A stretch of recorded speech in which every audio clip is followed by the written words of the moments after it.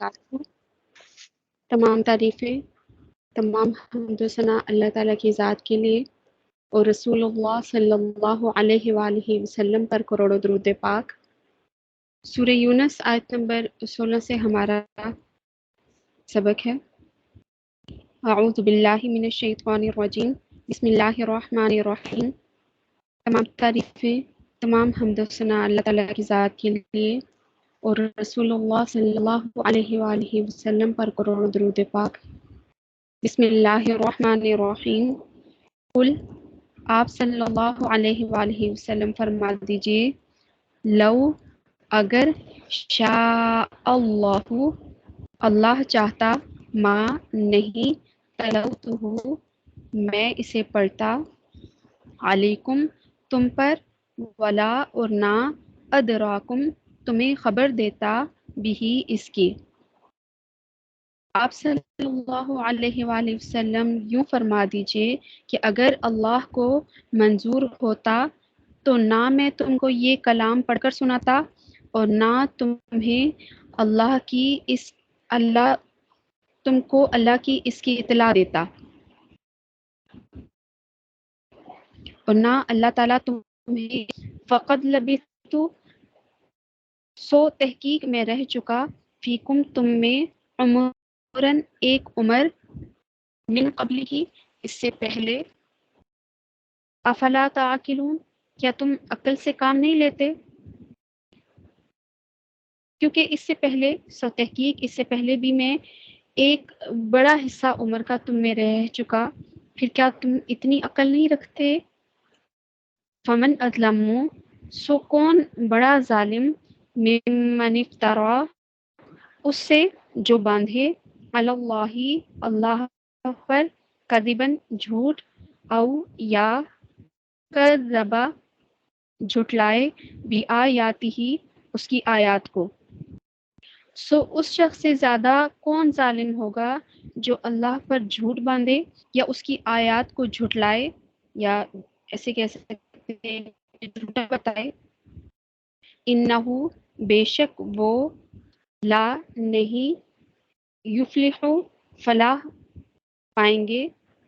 फलाह नहीं पाते, अलमुजरिमून मुजरिम, सो यकीनन ऐसे मुजरिम फलाह ना पाएंगे। सो शख्स से ज़्यादा कौन जालिम होगा जो अल्लाह पर झूठ बांधे या उसकी आयत को झुटलाए। यकीनन ऐसे मुजरिमों की इस्लाह नहीं होगी। अस्तग़फिरुल्लाह रब्बी मिन कुल्लि ज़ंबिन व अतूबु इलैहि, अल्लाहुम्मा ला तजअलना मिनहुम। व यअबुदूना, और वो इबादत करते हैं, पूजते हैं, मिन दूनिल्लाहि अल्लाह के सिवा, माँ जो, ला नहीं, यज़ुर्रुहुम उन्हें नुकसान पहुँचा सके, वला और ना, यनफ़अहुम ना उन्हें नफ़ा दे सके। और ये लोग अल्लाह की तौहीद को छोड़कर ऐसी चीज़ों की इबादत करते हैं जो ना उनको नुकसान पहुँचा सके और ना उनको नफ़ा पहुँचा सके। वयक़ूलूना, और वो कहते हैं, हाउलाई ये सब, शुफ़आउना हमारे सिफारशी हैं, इंदल्लाहि अल्लाह के पास। और वो ये कहते हैं कि ये अल्लाह के पास हमारे सिफारशी हैं। कुल, आप सल्लल्लाहु अलैहि वसल्लम फरमा दें, अतुनब्बिऊना क्या तुम्हें खबर देते हैं, अल्लाह बिमा उसकी जो, ला नहीं, या अलमु वो जानते, फिस्समावाती आसमानों में, वला फिल अर्ज़ और न ज़मीनों में। आप सल्लल्लाहु अलैहि वसल्लम फरमा दीजिए, क्या तुम अल्लाह को ऐसी चीज़ की खबर देते हो जो नऊज़ बिल्लाह अस्तग़फिरुल्लाह अल्लाह को मालूम नहीं, ना आसमान में और ना ज़मीन में। सुब्हानहू वो पाक है, व तआला और बरतर है, बुलंद है, अम्मा उससे जो, युश्रिकून वो शिर्क करते हैं।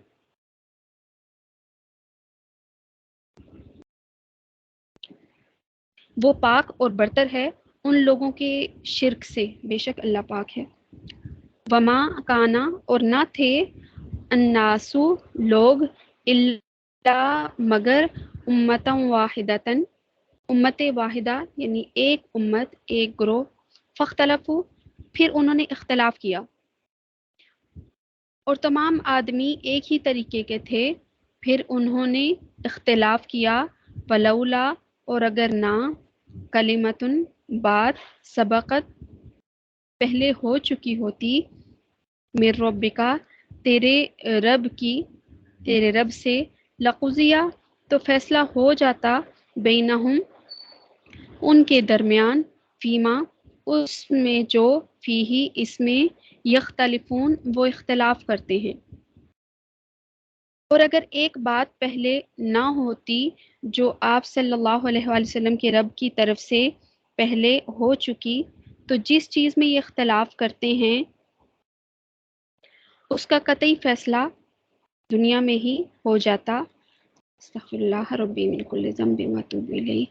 اللہ کی پناہ وَيَقُولُونَ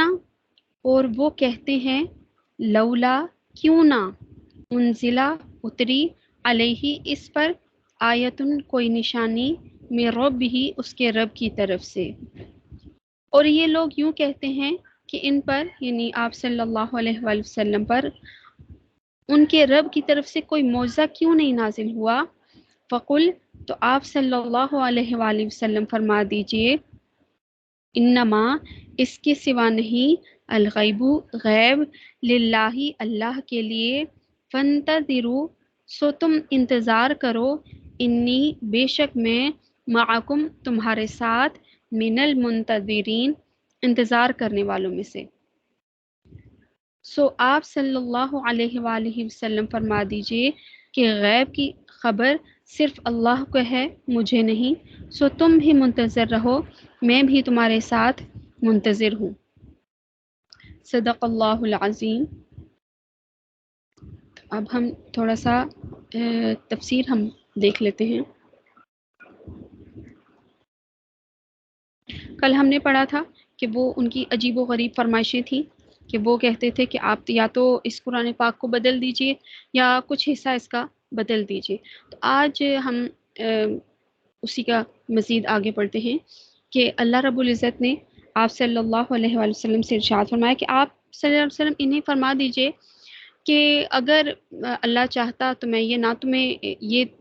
آیات تم تک پڑھتا اللہ کا کلام تمہیں سناتا اور نہ ہی تمہیں اللہ کی خبریں تمہیں بتاتا کیونکہ فقد لبثت فیکم عمرا من قبلی تم جانتے ہو کہ میں عمر کا ایک بہت بڑا حصہ تمہارے ساتھ میرا گزرا ہے اور آپ یہ دیکھیے کہ ظاہری طور پر جو نبوت وہ آپ صلی اللہ علیہ وآلہ وسلم کو ملی اس طریقے سے تو وہ جیسے ایک حدیث مبارکہ ہے کہ ایک دفعہ آپ صلی اللہ علیہ وآلہ وسلم نے حضرت جبرائیل علیہ السلام سے ان کی عمر مبارک پوچھی کہ آپ کی کتنی عمر ہے تو حضرت جبرائیل علیہ السلام نے فرمایا کہ یا رسول اللہ صلی اللہ علیہ وسلم مجھے یہ تو نہیں پتا کہ میری عمر کتنی ہے واللہ عالم اس میں کمی بیشی ہے تو یہ میری طرف سے ہے اللہ کے حضور معافی کے طلبگار درست ہے تو یہ اللہ کی طرف سے ہے حضرت جبرائیل علیہ السلام نے فرمایا کہ یا رسول اللہ صلی اللہ علیہ وسلم مجھے یہ تو نہیں پتا کہ میری عمر کتنی ہے لیکن ایک ستارہ ہے جو 70,000 سال بعد نکلتا ہے اور اسے میں نے 70,000 مرتبہ دیکھا ہے مجھے نہیں پتا وہ کب سے نکلتا ہے تو آپ صلی اللہ علیہ وآلہ وسلم کا ارشاد پاک کہ میں وہ ستارہ میں ہی تھا واللہ عالم اگر وہی بات ہے کہ حدیث کے الفاظ آگے پیچھے ہو سکتے ہیں تو پھر آپ یہ سوچئے کہ عمر مبارک آپ صلی اللہ علیہ وسلم کی باطنی طور پر پوشیدہ طور پر جو ہم لوگوں کی آنکھیں ایسی نہیں ہیں بشری کمزوریاں ہیں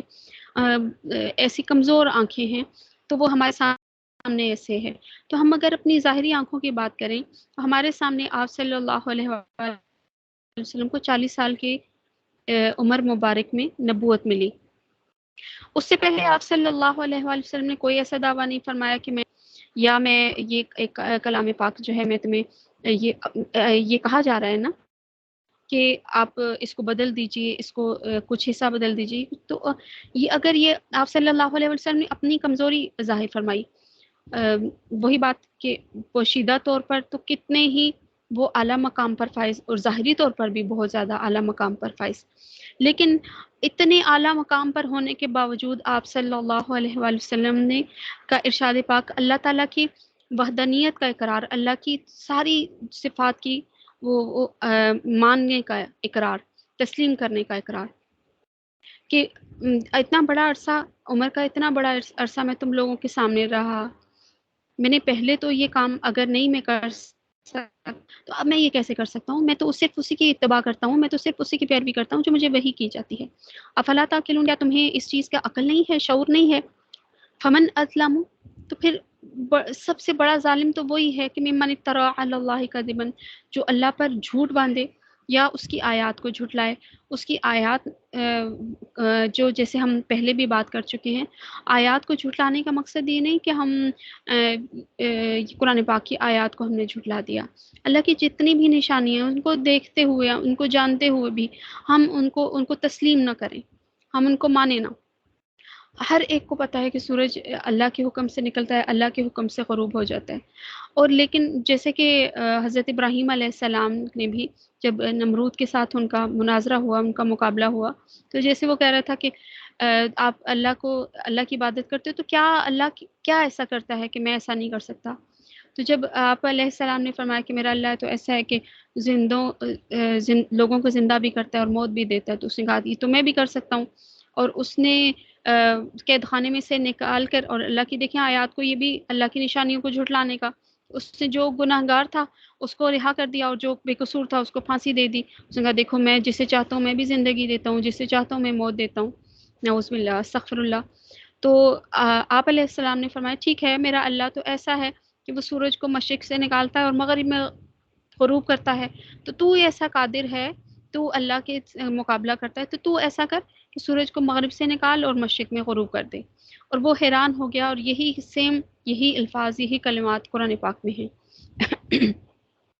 تو یہ ہوتا ہے اللہ کی نشانیوں کو جھٹلانا، کہ آنکھوں سے دیکھتے ہوئے۔ اور اس کی تازہ مثال آپ لوگوں کے سامنے ہی ہوئی ہے، زندہ مثال آپ کہہ سکتے ہیں۔ آپ جہاں پہ جس ملک میں رہتے ہیں، آپ دن میں سینکڑوں بار دیکھتے ہیں کہ سب کو معلوم ہے کہ بچپن سے ہی وہ جو بہت چھوٹا بچہ ابھی پیدا نہیں ہوتا ماں کے پیٹ میں، اس کو خوراک کون پہنچاتا ہے، غذا کون پہنچاتا ہے؟ کسی پیر، کوئی بزرگ، کوئی ایسا نہیں ہے کہ وہ ایسا کر سکے۔ ہر ایک کو پتہ ہے، چاہے وہ مسلمان ہے چاہے وہ غیر مسلم ہے، اور سب کا یہی ہے کہ یہ اللہ کا ہی کام ہے۔ لیکن پھر بھی وہ مانگتے ہیں تو وہ کبھی کسی نام سے پکارتے ہیں، کبھی کسی نام سے پکارتے ہیں، اس کے ساتھ شریک ٹھہراتے ہیں۔ اللہ کی پناہ، اللہم لا تجعلنا منہم۔ تو یہ ہوتا ہے کہ اللہ پر جھوٹ باندھنا، اللہ کی آیات کو جھٹلانا، تو ظاہر ہے کہ ایسے جو مجرم ہیں وہ کبھی فلاح نہیں پا سکیں گے، نہ دنیا میں۔ ظاہری طور پر چلے ہم مان بھی لیتے ہیں، کیونکہ یہ حدیث مبارکہ بھی ہے کہ مجھے مسلمانوں پر تکلیف کا ڈر نہ ہوتا تو میں اللہ سے دعا فرماتا کہ یہ جو غیر مسلم ہیں ان کے گھروں کی چوکھٹیں بھی جو ہیں وہ سونے کی ہوں۔ تو ظاہری طور پر ہماری نظر میں یہ ہم لوگوں نے ایک معیار بنایا ہوا ہے نا، کہ جس کے پاس دولت ہے تو وہ بڑا مالدار جو ہے وہ ہی سکسیسفل ہے، وہی کامیاب ہے۔ ایسا نہیں ہے، اللہ کے نزدیک وہ لوگ کامیاب نہیں ہیں۔ جو زیادہ جیسے ایک واقعہ ہے کہ ایک شخص نے میت کے ساتھ غلط کام کر دیا، اور جب بادشاہ سو رہا تھا اور اس کو خواب میں آیا کہ فلاں شخص ہے اور اس کو جا کے عہدہ دیا جائے اور اس کو مال و اسباب دیے جائیں، اتنا بڑا غلط کام کیا، اور پھر بھی اس کو یہ دنیاوی طور پر تو یہ سمجھے کہ نام دیا جا رہا ہے کہ بادشاہ نے اس کو بلا کے کہا کہ یہ تمہارے لیے بڑا سا عہدہ، یہ بڑا عہدہ تمہارے لیے ہے کہ میں نے خواب میں دیکھا، اور پھر اس کو بہت مال و زر سے بھی نوازا گیا۔ تو وہ تو بڑا خوش ہوا کہ میں نے تو یہ کام کر دیا، لیکن بجائے اس کے کہ مجھے عذاب ملنا تھا، لیکن مجھے تو اتنا انعام و اکرام دیا گیا۔ لیکن جب وہ پوچھا گیا کہ یہ ایسا کیوں، تو وہ فرمایا گیا کہ یہ اس کو مزید دنیا میں مشغول کرنے کے لیے اس کو یہ مال و اسباب دیا گیا، اس کو توبہ کی توفیق ہی نہ ہو۔ جتنا دنیا میں جو گم ہوگا اتنی توبہ کی توفیق کم ہوگی۔ تو معلوم یہ ہوا کہ یہ جو مال و دولت ہے یہ کامیابی کا آپ اس کو سٹیمپ نہیں کہہ سکتے، وہ ایک زینہ نہیں کہہ سکتے، بلکہ کامیابی کس میں ہے؟ حی علی الصلاح، حی علی الفلاح، اور یہ اللہ کے راستے میں ہے، اور یہ کامیابی ہے اللہ کے راستے میں آنا۔ اور کیسے ہیں یہ لوگ؟ وَيَعْبُدُونَ مِن دُونِ اللَّهِ مَا لَا يَضُرُّهُمْ وَلَا يَنفَعُهُمْ، وہ تو ایسے لوگ ہیں کہ وہ اللہ کو چھوڑ کر، اللہ کے سوا ایسے چیزوں کی عبادت کرتے ہیں، ایسے لوگوں کی عبادت کرتے ہیں، لوگوں تک کی عبادت کرتے ہیں، بلکہ لوگوں کو چھوڑ کے ابھی آپ دیکھیے کہ بنی اسرائیل کا بھی ہم نے پڑھا وہ گائے کی عبادت کرتے تھے، گائے کی پوجا کرتے تھے، اور ہم نے پہلے پارے میں یہ پڑھ چکے ہیں ہم لوگ الف لام میم میں، کہ کیسے حضرت موسیٰ علیہ السلام نے ان کو اللہ کا حکم سنایا تھا کہ اللہ نے فرمایا کہ آپ گائے کو ذبح کرو، تو آگے سے ان کا کہنا کیا تھا کہ آپ ہم سے مذاق کر رہے ہیں، تعجب سے انہوں نے یہ سوال کیا تھا۔ تو یہ دیکھیے کہ گائے اب سوائے دودھ دینے کے، آپ بتائیے کہ وہ بھی اللہ کے حکم سے، کتنی گائے ایسی کہ نہیں دیتی، لیکن اتنا بے ضرر سا جانور نہ کسی کو نفع دے سکتا ہے، نہ کسی کو نقصان دے سکتا ہے، اور اس کی پوجا کر رہے ہوتے ہیں۔ اللہ کی پناہ، یہ عقل بند ہی اس کو کہہ سکتے ہیں نا، کہ ان کی عقل بالکل شعور بند ہے۔ یہ تو ایک ایسے لوگ ہیں نا جو کہتے ہیں کہ ہم اللہ کی عبادت نہیں کرتے، ہم تو مختلف قسم کے انہوں نے اپنے معبود بنائے ہوتے ہیں، لیکن کچھ لوگ کتنے بدقسمت ہیں کہ ایک مسلمان کا لیبل لگا ہونے کے باوجود، مسلمان گھرانے میں پیدا ہونے کے باوجود، اور وہ ایسے لوگوں کی اور ایسی چیزوں کی عبادت کرتے ہیں، اور بہت سے اچھے اچھے اونچے رتبے والے لوگ اس میں مبتلا ہیں۔ اللہ ہم سب کو نیکی کی ہدایت عطا فرمائے۔ آنکھ پھڑ گئی، ابھی کچھ ہمارے ساتھ برا ہونے والا ہے، سیدھی آنکھ پڑ کی اچھا ہونے والا ہے، الٹی آنکھ پڑ کی کوئی کوا بول گیا، یہ فال نکالنا، اس کو کہتے ہیں فال نکالنا، اور یہ بھی شرک کی ہی ایک قسم ہے،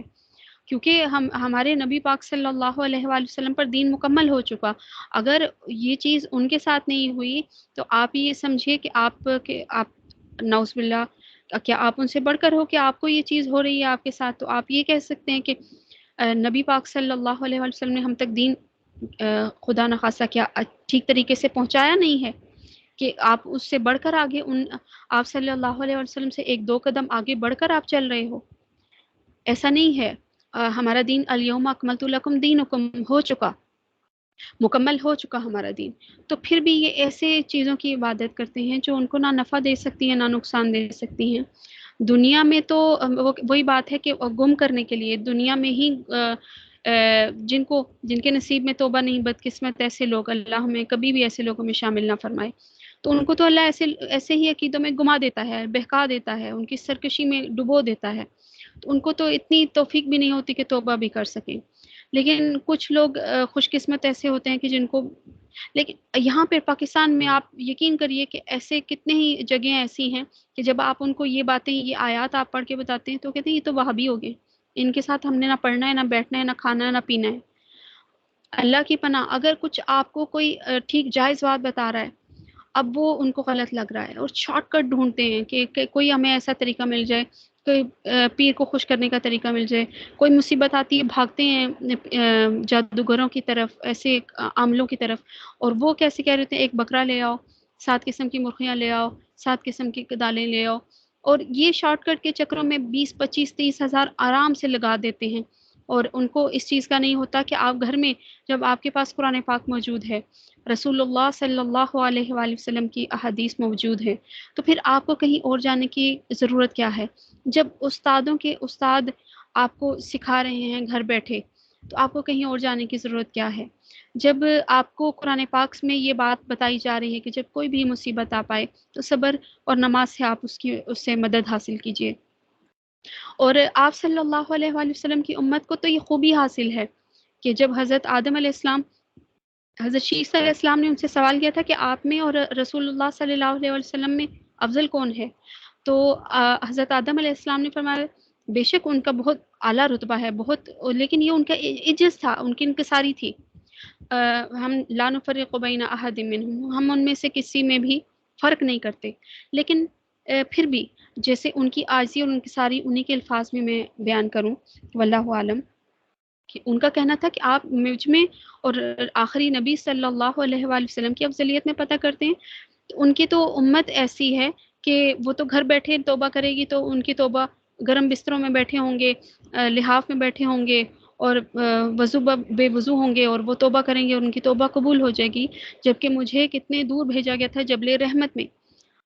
وہاں پر بھیجا گیا تھا کہ جب تک آپ وہاں نہیں جائیں گے، آپ جبل رحمت پر نہیں جائیں گے، تب تک آپ کی توبہ قبول نہیں ہوگی۔ اس سے پہلے بھی ایسا ہی تھا کہ کچھ نہ کچھ شرائط ہوتی تھی، لیکن آپ صلی اللہ علیہ وآلہ وسلم کی امت کو یہ تحفہ دیا گیا ہے، لیکن انہیں یہ بھی بہت بھاری ہے، منہ سے یہ الفاظ نکالنا بہت بھاری ہے کہ اللہ میری توبہ، جو مجھ سے غلطیاں ہو چکی ہیں، کوتاہیاں ہو چکی ہیں، اللہ میری توبہ، یہ کہنا بھی بہت ان کے لیے مشکل ہے۔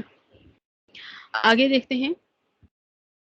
تو پھر آپ صلی اللہ علیہ وآلہ وسلم کو فرمایا گیا کہ آپ صلی اللہ علیہ وسلم ذرا ان سے پوچھئے کہ کیا تم اللہ کو وہ بات بتاتے ہو،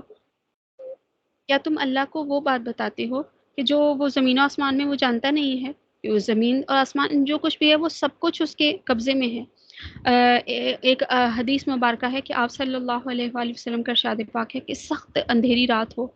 اور سخت اندھیری رات میں ایک کالا سیاہ پہاڑ ہو، اور کالے سیاہ پہاڑ پر ایک بالکل کالی سیاہ چونٹی اگر چل رہی ہے نا، تو میرا اللہ اس کو بھی جانتا ہے، اس کو بھی دیکھ رہا ہے۔ تو اتنی ایک باریک بین نظر والا، اس سے کیسے کوئی چیز چھپی ہو سکتی ہے کہ آپ جو کام کر رہے ہو اور وہ یہ سمجھ رہے ہو کہ وہ ہم بہت جگہ ہم نے پڑھا ہے نا کہ ان کے نظر میں ان کے اعمال سجا دیے گئے ہیں، تو وہ سمجھتے ہیں کہ ہم ٹھیک ہیں، باقی جو ساری دنیا یہ کام کر رہی ہے وہ غلط ہے، ہم جو کام کر رہے ہیں وہ ٹھیک ہے۔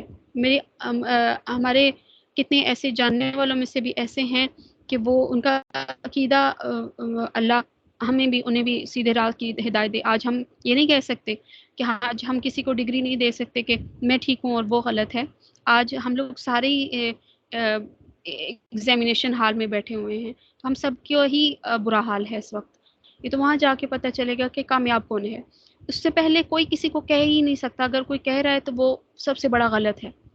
اور لیکن پھر بھی یہ ایسے وہ بات ہوتی ہے کہ جب وہ بات کر رہے ہوتے ہیں نا، تو ایسے کر رہے ہوتے ہیں کہ یہ تو سب سے غلط ہے، ان کا عقیدہ سب سے غلط ہے اور ہمارا عقیدہ ٹھیک ہے۔ اللہ ہمیں بھی سیدھے، مجھے نہیں پتا میرا عقیدہ ٹھیک ہے نہیں ٹھیک ہے، میں تو صرف جتنا آج تک مجھے بہت اچھے اساتذہ ملے، اللہ پاک ان کے دنیا میں بھی ان کی مشکلات آسان فرمائے اور آخرت میں بھی ان کے درجات بہت بلند فرمائے، ان کے لیے آسانیوں والا معاملہ فرمائے۔ گھر بیٹھے کچھ نے مجھے تعلیم دی، کچھ کے پاس جانا پڑا، لیکن اپنا بہترین سب نے وہ دیا، اور میں نے ان سے یہی سیکھا کہ جو سب کے آپ اس کو سب کو ہی اچھا جانیں،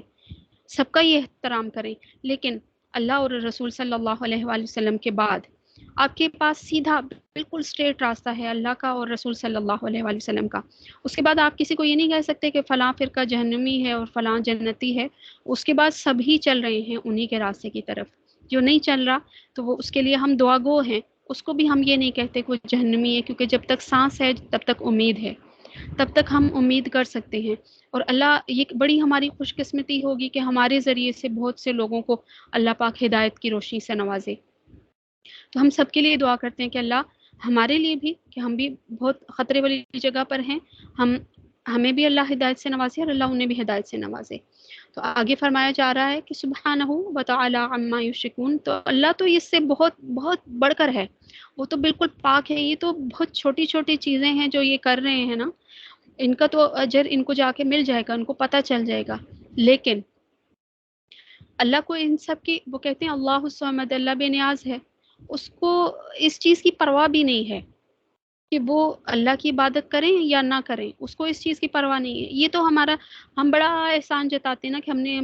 جب کوئی پوچھتا ہے تو ہم کہتے ہیں ہم تو نمازی ہیں، ہم تو 5 وقت کی نماز پڑھتے ہیں۔ یہ کس کے اوپر احسان کر رہے ہیں؟ یا آپ اپنی ذات کے اوپر احسان کر رہے ہیں؟ یہ تو آپ کو پڑھنا ہی پڑھنا ہے۔ جیسے آپ کھانا کھاتے ہیں تو وہ تو کسی کے اوپر احسان نہیں کرتے نا، جب آپ کو اس سے کوئی پوچھے کیا کر کے آئے، میں نے تو کھانا کھا کے آئی ہوں یا میں کھانا کھا کے آیا ہوں، تو یہ بات تو آپ نہیں کر سکتے کیونکہ کھانا آپ نے اپنے لیے کھایا ہے۔ تو اسی طریقے سے نماز بھی آپ نے اپنے لیے پڑھی ہے، یہ بات نہیں کر سکتے، آپ کے لیے یہ فرض ہے، آپ کو کرنا ہی کرنا ہے، لیکن وہ آپ کے اس کام کا محتاج نہیں ہے۔ اگر عبادت کی بات ہوتی تو اس کے پاس فرشتے تھے، وہ تو صرف ہم اپنی مرضی سے وہ ہمیں دیکھنا چاہ رہا ہے کہ کون اپنی مرضی سے اٹھتا ہے۔ دنیا بہت مشغول کر دینے والی چیز ہے، دنیا بہت خطرناک چیز ہے، اور اس نے اپنی اتنی دلکشی اور رعنائیوں کے باوجود وہ دنیا اسے اپنی طرف متوجہ نہیں کر سکی۔ اور جب میری پکار آئی، میرا بلاوا آیا، میرا وزٹنگ کارڈ آیا، میرا انویٹیشن کارڈ آیا، تو وہ سب کچھ چھوڑ چھاڑ کر وہ میرے پاس موجود ہوا، اور یہ اللہ کا بندہ ہے، اور ایسے لوگوں کے لیے ہی اجر ہے۔ وما كان الناس الا امة واحدة فاختلفوا، کہ لوگ سب پہلے ایک امت واحدہ تھے، پھر انہوں نے اختلاف کیا۔ یہاں پر آپ صلی اللہ علیہ وآلہ وسلم کی حدیث مبارکہ، صحیح حدیث مبارکہ میں نے پہلے بھی بہت دفعہ آپ کو بتائی ہے، ابھی حسب موقع آپ کو پھر یہ بات بتا دوں کہ آپ صلی اللہ علیہ وآلہ وسلم نے فرمایا کہ ہر بچہ قانون فطرت پر پیدا ہوتا ہے، اور پھر اس کے ماں باپ جو ہے اس کو اس کے دین بنا دیتے ہیں۔ اب دین فطرت تو ایک ہی ہے، اسلام ہے۔ ہر بچہ اسلام کے مطابق پیدا ہوتا ہے، اللہ کو پہچانتا ہے، اللہ کے دین کو، لیکن جیسے ہی اس کے کانوں میں آواز پڑتی ہے کہ تم عیسائی ہو، تم یہودی ہو، تم مسلمان ہو، یہ دین جو ہے وہ فرقوں میں آگے بٹا دیتے ہیں، اور پھر دین کے بھی آگے فرقے، تم اہل حدیث ہو، اہل تشیع ہو، تم اہل سنت والجماعت ہو، یہ ہمیں بتا دیا جاتا ہے۔ یہ میرے لیے بہت زیادہ تکلیف کا باعث یہ بات ہوتی ہے۔ آپ یقین کریے کہ بہت سے اسٹوڈنٹس جب مجھ سے یہ سوال وہ پوچھتے ہیں تو مجھے بالکل جیسے ایک وہ اللہ اس بات کو بہتر جانتا ہے کہ بالکل جیسے گھوسا دل پہ پڑتا ہے نا، چھری جیسے کسی نے سینے پہ ماری ہوتی ہے، ایسا سوال کہ ہم لوگ اپنے بچوں کو کیا سکھا رہے ہیں؟ یہ فرقے ہمارے دین میں ہیں ہی نہیں کہ ہم ان کو یہ چیز کیوں سکھائیں۔ کتنے اسٹوڈنٹس ایسے آتے ہیں کہ ان کے پیرنٹس پہلا مجھ سے یہ سوال پوچھتے ہیں کہ ہم نے اپنے بچوں کو آپ کے پاس پڑھانا ہے، آپ کا فرقہ کیا ہے؟ تو جب یہ اللہ اور اس کے رسول صلی اللہ علیہ وسلم، اللہ کے کلام پاک کے بعد اور اس کے رسول صلی اللہ علیہ وسلم کے آنے کے بعد کیا کسی فرقے، کسی برانچ کی گنجائش رہتی ہے؟ وہ تو یہ کہتے ہیں نا کہ آپ کا ایک سیدھا راستہ ہے، وہ تھوڑا سا ایک کٹ کے آپ نے شارٹ کٹ بنا لیا، ادھر سے کچے راستے پر اتر گئے تو وہ ایک اس کو فرقہ بنا دیا ایک الگ سے، تو جو اترتا گیا سمجھے وہ غلط ہے۔ آپ کے مائنڈ میں اتنا یہ بات ہونی چاہیے، یہ کلیئر ہونا چاہیے کہ ہمارے پاس ایک سیدھا راستہ موجود ہے ہمارے لیے، بالکل ایک جس میں کوئی ہرڈلز نہیں ہے، کوئی جمپ نہیں لگائی ہوئی، کوئی سپیڈ بریکر نہیں ہے کہ آپ اس میں ایسے کر سکیں، بالکل آپ کے اسموتھ آپ کے پاس راستہ ہے کہ آپ کو پتہ ہے کہ ہم نے اللہ اور اس کے رسول صلی اللہ علیہ وسلم کے راستے پر چلنا ہے۔ اب کوئی پیر ہے، کوئی بزرگ ہے، کوئی نبی ہے، سب ہی اسی راستے پر چل رہے ہیں، تو پھر تو آپ کے کوئی اگر مگر کی گنجائش ہی نہیں رہتی۔ تو اللہ بس ہمیں اسی راستے پر زندہ رہنے کی توفیق عطا فرمائے اور اسی پر ہی ہمارا خاتمہ فرمائے، پھر اس کے بعد یہ لوگ اختلاف میں پڑے۔ وَلَوْلَا كَلِمَةٌ سَبَقَتْ مِنْ رَبِّكَ لَقُضِيَ بَيْنَهُمْ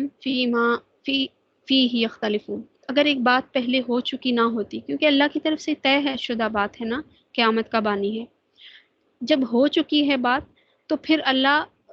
اگر یہ نہ ہو چکی ہوتی تو کب کا یہ فیصلہ ہو چکا ہوتا؟ جس بات پہ یہ جھگڑا کر رہے ہیں نا، تو یہ تو تب کا کب کا ہو چکا ہوتا۔ وَيَقُولُونَ لَوْلَا أُنزِلَ عَلَيْهِ آیَةٌ مِّن رَبِّهِ، یہ کہتے ہیں کہ کیوں نہ ان کے اوپر کوئی آپ صلی اللہ علیہ وسلم کے اوپر کوئی آیت، کوئی نشانی، کوئی معجزہ کیوں نہیں نازل ہوا؟ معجزے کے طور پر وہ بہت سے عجیب و غریب سوالات کرتے تھے، فرمائشیں کرتے تھے، جیسے کہ کچھ تو پوری ہوئی ہیں، لیکن کچھ کو ایسا تھا کہ آپ صلی اللہ علیہ وسلم نے جب دعا فرمائی تو جیسے وہ کہتے تھے کہ یہ پہاڑ سونے کا بنا دو۔ ایک یہودی کا آپ نے واقعہ پہلے بھی سنا تھا، پھر بھی بتا دیتی ہوں کہ اس کا تھا کہ یہ ایک رات میں کھجوروں کا باغ پک کر تیار ہو، یہ آپ گوٹلیاں دبائیں اور یہ راتوں رات اگر تیار ہو، صبح میں آؤں یہ بالکل پک کے تیار ہوئی تو میں ایمان لے آؤں گا۔ اور پھر اس کو یہ بھی ڈر تھا، رات کو سویا تو وہ یہ نہ ہوا کہ نعوذ باللہ یہ تو جادوگر ہیں، ایسا نہ ہو کہ واقعی پکے تیار بھی ہو جائیں، تو وہ راتوں رات جا کے اس نے گوٹلیاں نکال لیں، اور صبح جب وہ وہاں پر آیا اور دیکھا کہ وہ باغ بالکل تیار تھا، وہ پہلے تو مذاق اڑانے کی کدھر ہے باغ، اس کے تو ذہن میں بھی نہیں تھا کہ یہ باغ تیار ہو سکتے ہیں، کیونکہ اس کے تو ذہن میں تھا کہ گوٹلیاں میں نے نکال لی ہیں، تو کہا کہ چلیے مجھے دکھائیے کہاں ہے باغ، تو میں ایمان لانے کے لیے تیار ہوں۔ تو جب آپ صلی اللہ علیہ وآلہ وسلم وہاں پر لے کر گئے اور دیکھا کہ وہاں پر تو باغ بالکل کھجوروں کا پک کر کھجوریں تیار ہیں بالکل، تو وہ حیران کی کیسے ہو گیا، اور جب کھجوریں کھائیں اس نے تو اس نے کہا تو اس میں تو گٹلی نہیں ہے، تو آپ صلی اللہ علیہ وآلہ وسلم نے ارشاد فرمایا گٹلیاں تو تم رات کو نکال کے لے گئے تھے۔ تو ایسی کتنی چیزیں تھیں کہ جو پوری ہوئی بھی، اور کتنی ایسی چیزیں کہ جو نہیں پوری ہوئی، کیونکہ جب آپ صلی اللہ علیہ وسلم نے اللہ سے دعا فرمائی تو اللہ کا یہ ارشاد تھا کہ اگر یہ ان کی فرمائش پوری ہو گئی اور اگر پھر بھی یہ ایمان نہ لائے تو میں جیسے گزشتہ امتوں کے ساتھ جیسے انجام جیسے ہوا تھا ان کا، تو ان کا بھی ویسے ہی انجام ہوگا۔ تو ان کے اوپر ترس کھاتے ہوئے، ان کو مزید توبہ کی توفیق دیتے ہوئے وہ فرمائشیں کچھ پوری نہیں ہوئی۔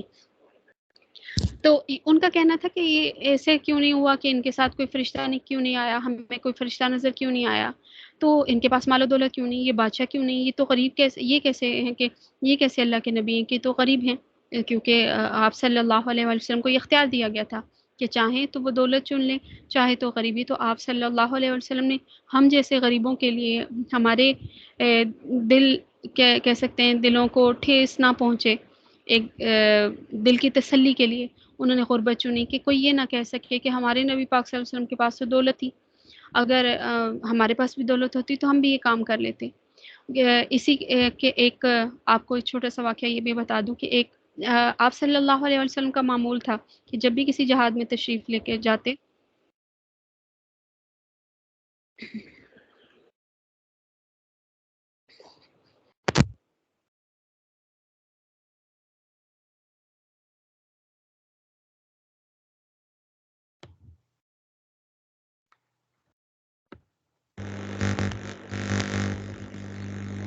میری آواز آ رہی ہے؟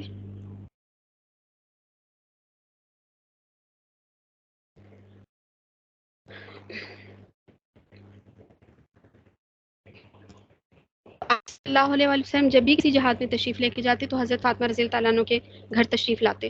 تو ایک مرتبہ تشریف لائے تو واپسی پہ بھی اور جاتے ہوئے بھی، تو ایک مرتبہ تشریف لائے تو حضرت علی رضی اللہ تعالیٰ عنہ نے ان کے لیے ایک گفٹ لیا تھا، سونے کی ایک چین تھی، تو آپ صلی اللہ علیہ وسلم نے دیکھتے ہی وہاں سے واپس آ گئے، تو ان سے پوچھا گیا کہ آپ ایسے کیوں واپس آئے ہیں؟ تو یہ آپ صلی اللہ علیہ وآلہ وسلم نے ارشاد فرمایا کہ حضرت علی رضی اللہ تعالیٰ عنہ نے پوچھا کہ ایسا کیوں ہوا کہ فاطمہ رضی اللہ تعالیٰ عنہ کا تو رو رو کر برا حال ہے، تو آپ واپس ایسے کیوں آئے؟ تو آپ صلی اللہ علیہ وآلہ وسلم کا ارشاد پاک تھا کہ آخری نبی صلی اللہ علیہ وآلہ وسلم کی بیٹی اور ہو اور وہ سونے کی چین پہنے تو اس امت کی غریب بیٹیوں کا کیا حال ہوگا؟ ایسا مہربان نبی، ایسے کریم نبی جن صلی اللہ علیہ وسلم، کیا ان کے بعد کسی کی گنجائش رہتی ہے؟ فقل انما الغیب للہ فانتظروا، تو آپ صلی اللہ علیہ وآلہ وسلم فرما دیجئے کہ بے شک غیب کا علم تو صرف اللہ کے پاس ہی ہے، کہ یہ کب آئے گی قیامت اور کیوں نہیں آپ صلی اللہ علیہ وآلہ وسلم کو کوئی معجزہ کوئی نشانی دی گئی، یہ بھی آپ کو وہاں جا کے پتہ چلے گا۔ فانتظروا، پس تم منتظر رہو، انی معکم من المنتظرین، بے شک میں بھی تمہارے ساتھ منتظر ہوں۔ پھر دیکھا جائے گا کہ وہاں پر کون حق پہ ہے اور کون غلط راہ پر ہے۔ اللہ ہم سب کو نیک کام کرنے کی توفیق عطا فرمائے، نیکی کی توفیق عطا فرمائے، آپ صلی اللہ علیہ وآلہ وسلم کی قدر کرنے کی توفیق عطا فرمائے، دین اسلام جو ہمیں ایک بائی برتھ ملا ہے تو اس کی قدر کرنے کی توفیق عطا فرمائے، اللہ ہم سب کا خاتمہ ہدایت کے راستے پر ہی فرمائے، اللہ ہمارے آخری سانس تک اللہ ہمیں ہمارا ساتھ کبھی بھی نہ چھوڑے، جس چیز سے دعاؤں کے لیے کہا ہے اللہ رب العزت ان سب کی دعائیں، مشکلیں، پریشانیاں، تکلیفیں دور فرمائے، بیماروں کو شفا عطا فرمائے، اللہ رب العزت یہ جو کام ہمیں اس نے دیا ہے پڑھنے پڑھانے سیکھنے سکھانے کا، اللہ اس کام کو ہمارے لیے توشہ آخرت بنائے، اللہ اس قرآن کو ہمارے لیے قبر میں حشر میں ساتھی بنائے، اس قرآن پاک کو ہمارے لیے توشہ آخرت بنائے، نہ صرف ہمارے لیے بلکہ ہمارے سارے جاننے والوں کے لیے اور آپ صلی اللہ علیہ وآلہ وسلم کی امت کے لیے، آمین۔ وآخر دعوانا ان الحمد للہ رب العالمین، وصلی اللہ تعالی علی خیر خلقہ محمد وعلی آلہ واصحابہ وبارک وسلم وصلی علیہ۔ السلام علیکم ورحمۃ اللہ وبرکاتہ۔